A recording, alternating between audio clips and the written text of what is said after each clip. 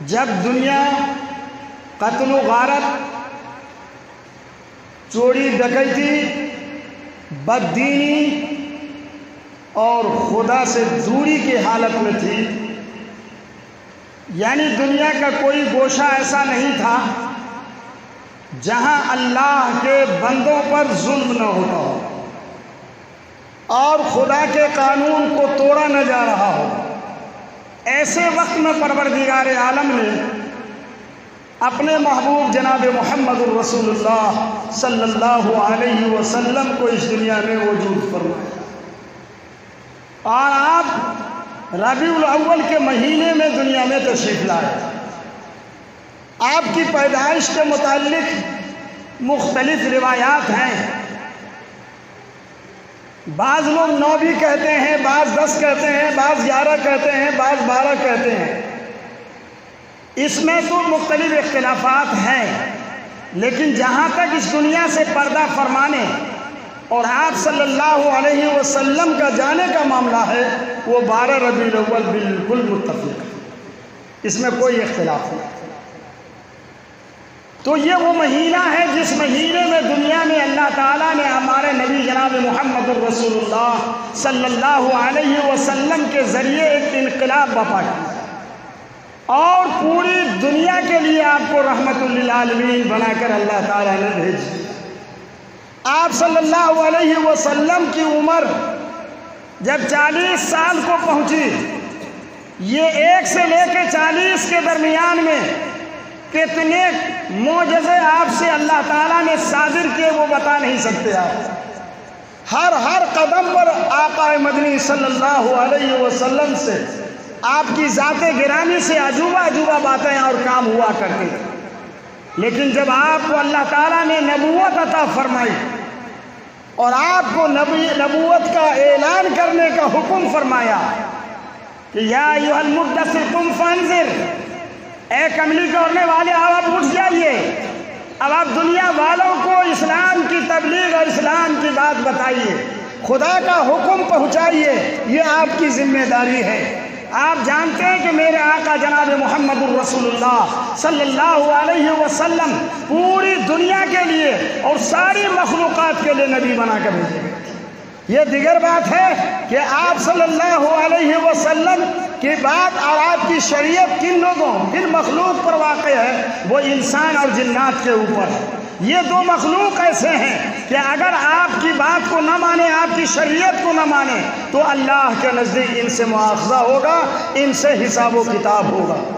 تو ان میں آپ صلی اللہ علیہ وسلم پوری دنیا کے لیے نبی بنا کے گئے۔ قرآن حکیم میں اللہ تعالیٰ نے ارشاد فرمایا قل یا ایھا، اللہ تعالیٰ نے فرمایا قل، آپ فرما دیجئے یا ایھا الناس انی رسول اللہ الیکم جمیعا، اے لوگوں کان کھول کر سن لو، میں پوری دنیا کے لیے، ہر کونے کے لیے نبی بنا کر بھیجا گیا، چاہے یہودی ہو، مشرک ہو، چاہے جو بھی ہو، ہر ایک کے لیے آپ نبی بنا کر بھیجے گئے۔ آپ صلی اللہ علیہ وسلم ہر ایک آدمی کے سامنے جیسے آئینے میں لوگ شکل دیکھتا ہے، آقا مدنی کی نبوت اور آپ کے نبی ہونے کی علامت ساری قوموں کے سامنے آئینے کی طرح جھلک رہی تھی، لیکن اناد، دشمنی، کینہ اور برادری، خاندان کے اعتبار سے آپ صلی اللہ علیہ وسلم کو نبی نہیں مانا، آپ کے اوپر ایمان نہیں لایا۔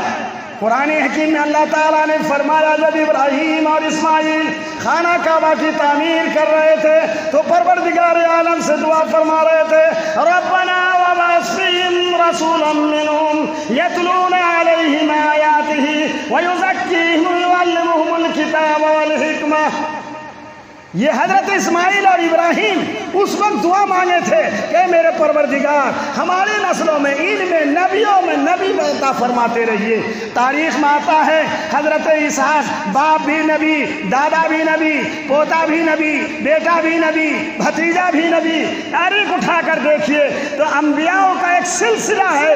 حضرت ابراہیم کے 2 صاحبزادے حضرت اسحاق اور حضرت اسماعیل علیہ السلام، حضرت اسماعیل سے نبوت کا سلسلہ چلا تو صحیح لیکن کوئی نبی نہ بن سکے، اور حضرت اسحاق سے تقریباً علماء نے لکھا ہے کہ 18,000 سے زیادہ रसूल और अम्बिया पैदा हुए हज़रत इसहाक़ अलैहिस्सलाम की नस्लों से, जिनमें यूसुफ, याकूब सारे लोग हैं। और हज़रत याकूब के बारे में आता है, हज़रत इब्राहीम के बारे में आता है, हज़रत यूसुफ के बारे में आता है।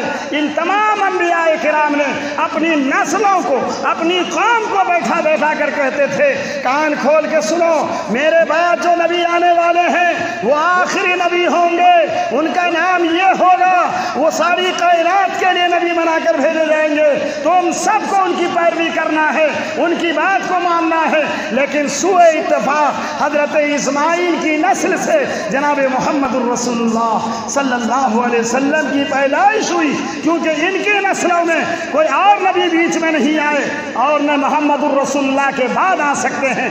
इनमें एक तरह इस्माइल की नस्ल से मुहम्मदुर रसूलुल्लाह है और हज़रत इसहाक़ से 18,000 से ज़्यादा अम्बिया तशरीफ़ लाए।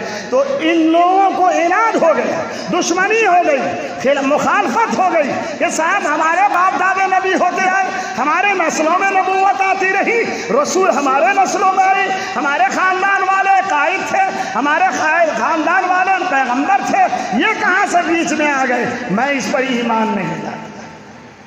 तो ईमान सारे लोगों को लाना था जनाब मुहम्मदुर रसूलुल्लाह सल्लल्लाहु अलैहि वसल्लम पर। लेकिन अफसोस के साथ कहना पड़ेगा कि आदमी थोड़ी सी नफसानी ख्वाहिशात या नफ्स अम्बारा के फंदे में फंसकर, जाल में फंसकर अपने हकीकत को भूल जाता है और अपने पैदा करने वाले को भूल जाता है। यही हुआ यहूद व नसारा में। और यही जब जनाब मुहम्मदुर रसूलुल्लाह सल्लल्लाहु अलैहि वसल्लम दुनिया में तशरीफ़ लाए और आपको नबूवत मिली, आपने मक्का वालों को आवाज़ लगाया कि ए लोगों आओ यहाँ दो, के सारे लोग पहुँचे उस जगह पे। और आपने फरमाया अगर मैं कह दूँ इस पहाड़ के पीछे तुम्हारा दुश्मन है तो क्या तुम मान लोगे? सब ने कहा बिल्कुल मान लेंगे, इसलिए कि आप सच्चे हैं, अमीन हैं। आप सल्लल्लाहु अलैहि वसल्लम ने फरमाया या अय्युहन्नास क़ुलू ला इलाहा इल्लल्लाह तुफ़्लिहू औ कमा क़ाल रसूलुल्लाह सल्लल्लाहु। ए लोगों कलमा पढ़ लो, मुसलमान हो जाओ, अल्लाह पर ईमान ले आओ, अल्लाह की बात को मानो, अल्लाह के कानून को मानो, जो खुदा ने मुझे दीन दिया है उस दीन पर तुम अपनी ज़िंदगी को गुजारो, तुम कामयाब हो जाओगे।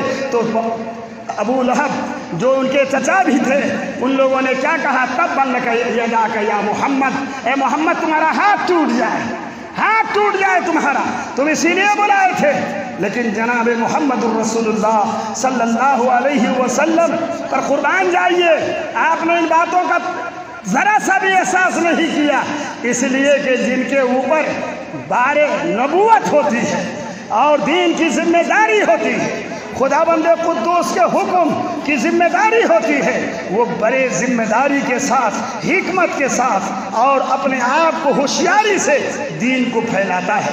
मुहम्मदुर रसूलुल्लाह सल्लल्लाहु अलैहि वसल्लम वहाँ से निकले, ताइफ के बाज़ार में गए, आपके साथ क्या कौन सा मसला नहीं हुआ, आपके पूरे जिस्म को लहू लहान किया गया, आपके नालैन मुबारक शहीद हो गए मेरे दोस्तों और बुजुर्गों। लेकिन आप सल्लल्लाहु अलैहि वसल्लम ने बद्दुआ न फरमाई, आपने उनकी हलाकत की बद्दुआ नहीं फरमाई।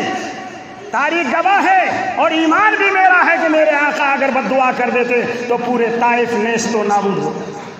लेकिन आका मदनी सल्लल्लाहु अलैहि वसल्लम ने कहा अल्लाह अल्लाह इन्हें हिदायत अता फरमा, ये मुझे नहीं जान रहे हैं कि मैं आपका आखिरी नबी हूँ, आपका महबूब हूँ और इस सारी कायनात के लिए रहमतुल लिल आलमीन हूँ। अल्लाह अगर ये ईमान न लाए, अगर ये ना समझे तो इनकी नस्लों में आगे चल कर आएंगे ऐसे लोग जो ला इलाहा इल्लल्लाह मुहम्मदुर रसूलुल्लाह को कबूल करेंगे और दीन की काम करेंगे। आज अल्लाह का शुक्र है, तारीख गवाह है, तारीख ताइफ के उन शहरों में आप जाकर देखिए, उन्हीं की नस्लों में से जिन्होंने पत्थर बरसाया, जिन्हें मुहम्मदुर रसूलुल्लाह को लहू लहान किया, बड़े बड़े दीनदार और अल्लाह के वली पैदा हुए। तो दोस्तों और बुजुर्गों, ये 12 रबीउल अव्वल का महीना जो हमारे और आपके सामने आज मौजूद है, ये जिस तरह से दुनिया में इनकलाब आया, हर ईमान वाले को अपनी ज़िंदगी में इनकलाब लाना चाहिए।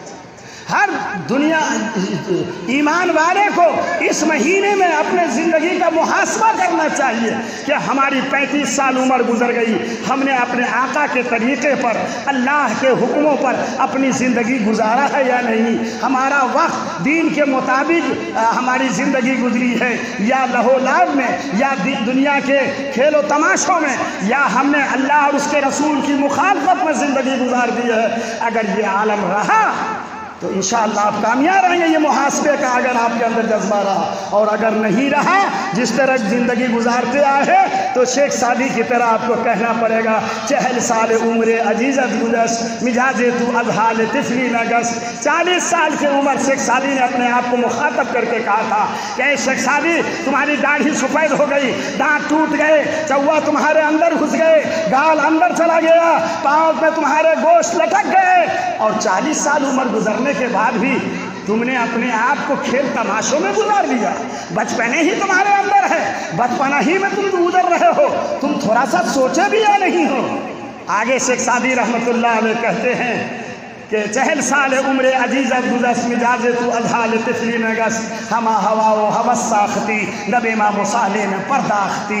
40 سال عمر گزر گئی، ارے 1 گھنٹہ بھی تم مسجد میں بیٹھ کر اپنے خدا کو یاد کیا، مراقبہ کیا کہ ہماری پیدائش کس سے ہے، ہم کو کس لیے پیدا کیا گیا ہے، ہم پیدا ہونے کے بعد کہاں جائیں گے، ہم سے کچھ پوچھا جائے گا یا نہیں پوچھا جائے گا، ہم سے حساب ہوگا یا نہیں ہوگا؟ میرے دوستوں اور بزرگوں، شیخ سعدی اپنی ذات کو مخاطب کر کے کہتا ہے کہ نبی امام صالح نے پرداختی، تم 1 سیکنڈ 1 منٹ بھی اپنے آپ کو اپنی زندگی کا محاسبہ نہ کیا۔ دوستو یہ مہینہ ہمیں محاسبہ کرنے کا مہینہ ہے، اپنے آپ کو زندگی کا جائزہ لینے کا مہینہ ہے کہ ہماری یہ زندگی اللہ کے حکموں پر کٹ رہی ہے، رسول اللہ کے طریقے پر گزر رہی ہے، دین کی شریعت کے مطابق گزر رہی ہے، یا ہم اپنے نفسانی خواہشات کو اس میں دخل کرتے ہیں۔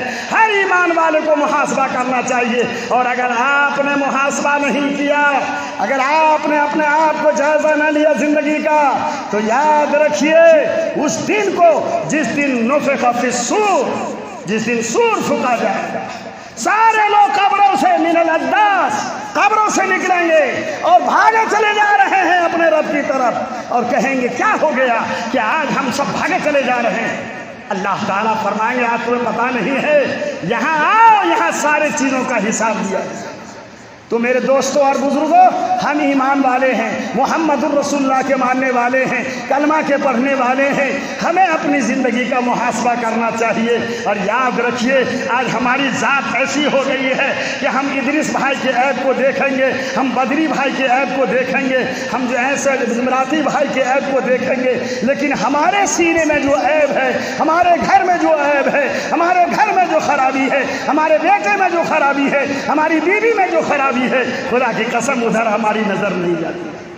حالانکہ حقیقت یہ ہے کہ پہلے ہم کو اپنے گھر کو سنبھالنا پڑے گا، میرا بیٹا کس راستے پر چل رہا ہے، میری بیوی کیسی زندگی گزار رہی ہے، میرا بھتیجا کیسے چل رہا ہے، میرا پوتا کس طریقے پر زندگی گزار رہا ہے۔ قرآن کہتا ہے یا ایھا الذین آمنوا قوا انفسکم واہلیکم نارا، اے ایمان والو تم اپنے آپ کو بھی جہنم کی آگ سے بچو، اپنے بیٹا کو بھی بچاؤ، بیٹی کو بھی بچاؤ، بیوی کو بھی بچاؤ، پوتا کو بھی بچاؤ، پوتی کو بھی بچاؤ۔ تو اب ہم اپنے گھر میں تو دیکھتے نہیں ہے، آج ہمارے گھر میں لگی ہے، ہم اس کو بجھانے کی کوشش نہیں کر رہے ہیں اور دوڑے جا رہے ہیں دوسرے کو بجھانے کے لیے۔ کا چہرہ دیکھ لیا آئینے میں پر داغ نہ دیکھا سینے میں، چہرہ دیکھ لیا آئینے میں پر داغ نہ دیکھا سینے میں، اوروں کو جگانا یاد رہا خود کو جگانا بھول گئے۔ آج مسلمان دوسروں کو عیب جوئی کرتا ہے، دوسروں کی برائی کرتا ہے، دوسروں کے پیچھے پڑتا ہے، لیکن اپنے آپ کو نہیں دیکھتا ہے کہ گنہگار تو ہم بہت بڑے ہیں، مجرم تو ہم ہیں کہ نہ ہم بیوی کا حق ادا کر رہے ہیں، نہ بھائی کا حق ادا کر رہے ہیں، نہ پڑوسی کا حق ادا کر رہے ہیں، نہ باپ کے ساتھ وہ عظمت اور خدمت کر رہے ہیں جو ان کا حق ہے، نہ ماں کے ساتھ وہ سلوک کر رہے ہیں جو ان کو اللہ نے ہمارے اوپر حق دیا ہے۔ سارے ہمارا جسم زخموں سے بھرا ہوا ہے، ہم اپنے زخموں پر تو مرہم لگا نہیں رہے ہیں، اور دوسرے کا تیرا بدن میں پھسری لگے ہوئی۔ ارے اس کے پھسری سے پہلے اپنا گوڑا دیکھو کہ ہم کتنے بڑے گنہگار ہیں۔ میں آپ کی مسجد پہ منبر پہ کہتا ہوں خدا کی قسم آپ سب ہم سے بہتر ہیں، آپ سب ہم سے اچھے ہیں، اللہ نے آپ کو مسجد میں بلایا ہے، ہم لوگوں کا جو حساب ہوگا بڑی کوٹیا پسیا کے ساتھ۔ آپ کو تو پوچھے گا کہ 5 وقت نماز پڑھے، آپ کہیے گا پڑھ لیا اللہ میاں۔ کیا تم نے ماں باپ کی خدمت کی؟ آپ کہیں گے کر لیا اللہ میاں۔ تمہارے پاس مدارس والے آئے، اپنے مال میں سے اپنے روزی میں سے تم نے اس کو دیا بھی؟ اللہ میاں دے دیا۔ مولوی کا کہے گا تو دیا؟ دیا جی حضرت، اللہ دے دیا۔ کہا دلوایا؟ کہا نہیں دیا۔ کہا گھر سے باہر نکلے تھے؟ نہیں نکلے تھے۔ تمہارے بغل میں بے نمازی تھا، بتایا؟ اس کو پورے علاقے کا جواب دیتے دیتے ایک مولوی کو، ایک مفتی کو، ایک امام کو صبح سے شام ہو جائے گا جواب۔ آپ کو تو معمولی چیز، آپ کو معمولی چیز پوچھا جائے گا۔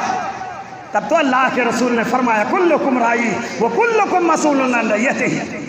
یہ علماء، یہ ائمہ، یہ مفتیان دین یہ بہت بڑی ذمہ داری ہے، بڑی ذمہ داری ہے دوستو۔ اور جب اکابرین کی بیانوں کو